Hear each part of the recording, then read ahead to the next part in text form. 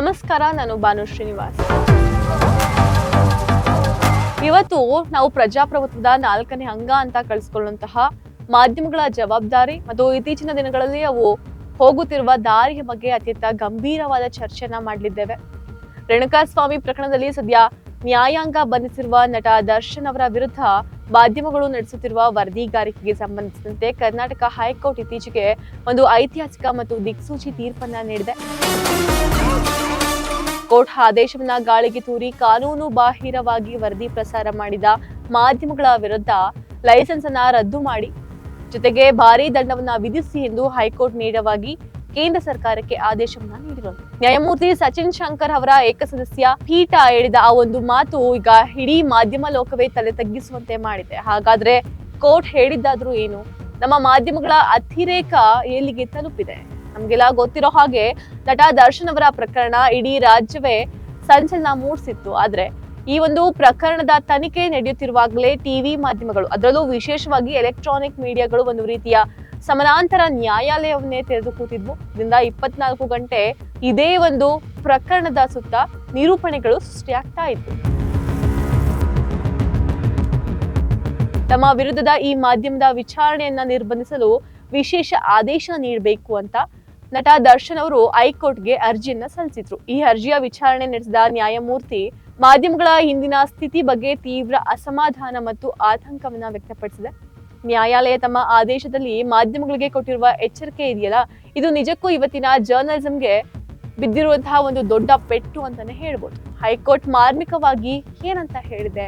ಮಾಧ್ಯಮ ಸಮಾಜ ಕಾವಲು ನಾಯಿ ಅಷ್ಟೇ, ಆದ್ರೆ ಅದು ತಾನೇ ನ್ಯಾಯಾಧೀಶ, ತಾನೇ ತೀರ್ಪುಗಾರ ಮತ್ತು ಅದನ್ನ ಜಾರಿಗೊಳಿಸುವ ಅಧಿಕಾರಿಯೂ ಆಗಲು ಹೊರಟ್ರೆ ದೇಶದ ಕಾನೂನು ವ್ಯವಸ್ಥೆ ಮುರಿದು ಬಿಡುತ್ತೆ. ಸ್ಟುಡಿಯೋ ಒಳಗಡೆ ಪ್ರಜ್ವಲಿಸುವ ದೀಪಗಳ ಮುಂದೆ ನ್ಯಾಯದಾನ ಪ್ರಕ್ರಿಯೆ ಮುಸುಕಾಗಲು ನ್ಯಾಯಾಲಯ ಎಂದಿಗೂ ಅವಕಾಶವನ್ನ ನೀಡೋದಿಲ್ಲ. ಕೋರ್ಟ್ ಮತ್ತೊಂದು ಮುಖ್ಯವಾದ ಅಂಶವನ್ನ ಎತ್ತು ತೋರಿಸಿದೆ. ಇವತ್ತಿನ ಟಿವಿ ಚಾನೆಲ್ಗಳು ಕೋರ್ಟ್ ಕಲಾಪಗಳನ್ನ ಎಷ್ಟು ವಿಚಿತ್ರವಾಗಿ ರೀಕ್ರಿಯೇಟ್ ಮಾಡುತ್ತೆ ಅಂದ್ರೆ, ಪ್ರಕರಣದ ವಿಚಾರಣೆ ನಡೆಸುವ ನ್ಯಾಯಾಧೀಶರ ಮುಖವನ್ನ ಮರೆಮಾಚಿ ಬದಲಿಗೆ ಆರೋಪಿಗಳು ಮತ್ತು ವಕೀಲರ ಮುಖವನ್ನ ಮುಕ್ತವಾಗಿ ಪ್ರಸಾರ ಮಾಡುತ್ತಾ ಇಡೀ ನ್ಯಾಯಾಂಗ ಪ್ರಕ್ರಿಯೆಯನ್ನ ಒಂದು ಸಾರ್ವಜನಿಕ ಪ್ರದರ್ಶನ ಅಥವಾ ಮನರಂಜನಾ ಶೋ ತರಹ ಮಾಡುತ್ತಿದೆ ಎಂದು ಕಿರಿಕಾಡಿದೆ. ಬರೀ ಬುದ್ಧಿವಾದ ಹೇಳಿ ಕೋರ್ಟ್ ಸುಮ್ಮನಾಗಿಲ್ಲ. ಈ ಬಾರಿ ಕಟ್ಟುನಿಟ್ಟಿನ ಕ್ರಮಕ್ಕೆ ಆದೇಶವನ್ನ ನೀಡಿರುವಂತದ್ದು. ಕೇಬಲ್ ಟೆಲಿವಿಷನ್ ನೆಟ್ವರ್ಕ್ಸ್ ಕಾಯ್ದೆಯ ಕಾರ್ಯಕ್ರಮ ಸಂಹಿತೆಯನ್ನ ಉಲ್ಲಂಘಿಸಿದ ನಟ ದರ್ಶನ್ ವಿರುದ್ಧ ಬಿತ್ತರಿಸಲಾದ ಎಲ್ಲ ಆಕ್ಷೇಪಾರ್ಹ ಕಂಟೆಂಟ್ಗಳನ್ನ ಡಿಜಿಟಲ್ ಪ್ಲಾಟ್ಫಾರ್ಮ್ಗಳಿಂದ ತೆರೆದು ಹಾಕಲು ಕೇಂದ್ರ ಎಲೆಕ್ಟ್ರಾನಿಕ್ಸ್ ಮತ್ತು ಮಾಹಿತಿ ತಂತ್ರಜ್ಞಾನ ಇಲಾಖೆಗೆ ಸೂಚಿಸಿದೆ. ಲೈಸೆನ್ಸ್ ರದ್ದುಗೊಳಿಸಿ ನ್ಯಾಯಾಲಯದ ತಡೆಯಾಜ್ಞೆ ಆಗಿದ್ರೂ ಸಹ ಉದ್ದೇಶಪೂರ್ವಕವಾಗಿ ಉಲ್ಲಂಘನೆ ಮಾಡಿದ ಮಾಧ್ಯಮಗಳ ಸಂಸ್ಥೆಗಳಿಗೆ ದಂಡ ವಿಧಿಸಿ ಅವುಗಳ ಲೈಸೆನ್ಸ್ಗಳನ್ನ ರದ್ದುಗೊಳಿಸಿ ಪ್ರತಿಕ್ರಿಯೆ ಆರಂಭಿಸಲು ಕೇಂದ್ರ ಸರ್ಕಾರ ಆದೇಶ ನೀಡಿರುವಂತದ್ದು. 3 ತಿಂಗಳ ಡೆಡ್ಲೈನ್. ಈ ಆದೇಶದ ಅನ್ವಯ ಯಾವೆಲ್ಲ ಮಾಧ್ಯಮಗಳ ಮೇಲೆ ಕ್ರಮ ಕೈಗೊಳ್ಳಲಾಗಿದೆ ಎಂಬ ವರದಿಯನ್ನು ಮುಂದಿನ 3 ತಿಂಗಳೊಳಗೆ ಕೋರ್ಟ್ಗೆ ಸಲ್ಲಿಸಬೇಕು ಎಂದು ಹೇಳಿದೆ. ನಮ್ಮ ಸಂವಿಧಾನದಲ್ಲಿ ಪ್ರತಿಯೊಬ್ಬ ನಾಗರಿಕನಿಗೂ ಆತ ಎಷ್ಟೇ ದೊಡ್ಡ ಅಪರಾಧ ಆರೋಪಿಯಾಗಿದ್ರೂ ನ್ಯಾಯಯುತ ವಿಚಾರಣೆ ಹಕ್ಕು ಇರುತ್ತೆ.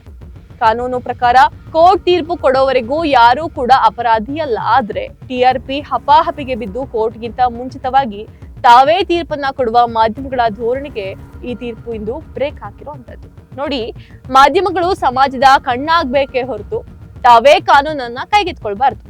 ಹೈಕೋರ್ಟ್ನ ಈ ದಿಟ್ಟ ಹೆಜ್ಜೆ ಭವಿಷ್ಯದಲ್ಲಿ ಜವಾಬ್ದಾರಿಯುತ ಪತ್ರಿಕೋದ್ಯಮಕ್ಕೆ ದಾರಿ ದೀಪ ಆಗ್ಲಿದೆ. ನಿಮ್ಗೇನ್ ಅನ್ಸುತ್ತೆ? ಮಾಧ್ಯಮಗಳ ಇಂದಿನ ವರದಿಗಾರಿಕೆಯ ಶೈಲಿ ಸರಿ ಇದೆಯಾ, ಅಥವಾ ಇಲ್ಲಸಲ್ಲದ ಊಹಗಳನ್ನ ಸೃಷ್ಟಿ ಮಾಡಿ ಅಪರಾಧಿಯಲ್ಲದ ವ್ಯಕ್ತಿಗಳನ್ನು ಸಹ ಮಾಧ್ಯಮ ಅಪರಾಧಿಯನ್ನಾಗಿ ಮಾಡ್ತಾ ಇದೆಯಾ? ಕಮೆಂಟ್